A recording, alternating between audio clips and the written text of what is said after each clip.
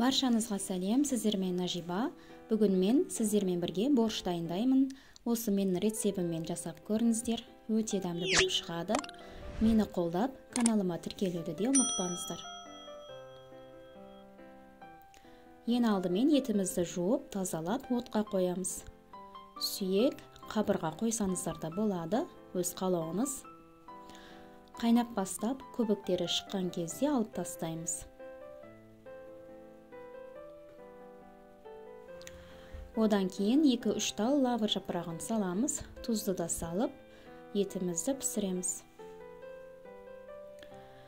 Етіміз піскенше орам жапырақты жіңішкелеп тураймыз. Картопты да тураймыз.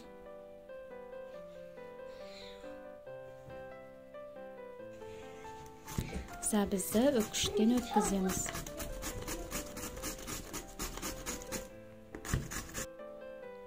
Пияз бен сарымсақты да осылай ұсақтап турап, дайындап қоямыз.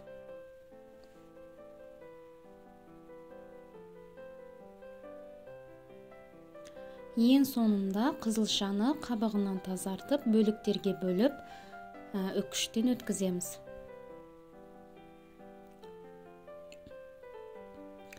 Міне етіміз пісті. Суын басқа үлкен қазанға сүзіп аламыз. Туралған орам жапырағымызды саламыз. Су аз болғаны үшін қайнап тұрған ыстық су қосамыз тағы да. Сәбізімізді саламыз. Етімізді де осылай ұсақтап, ұзыншалап етіп турап алып, сорпамызға қосамыз.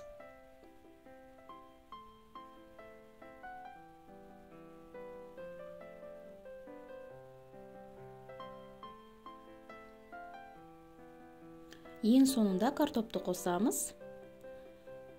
Тұз бен паприка салып, пісіреміз сорпамызды.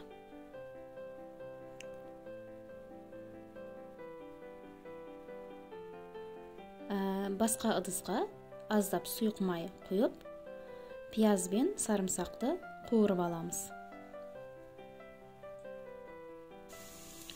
Үстіне қызылшаны да қосып араластырамыз. Тұз саламыз.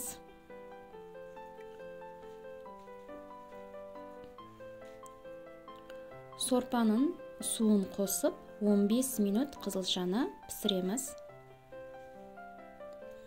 15 минут піскеннен кейін сорпамызға саламыз.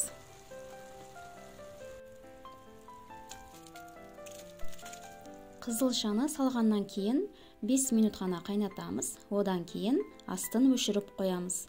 Егер одан көп қайнатсақ, борщтың түсі өзгеріп кетеді, қып-қызыл болмайды.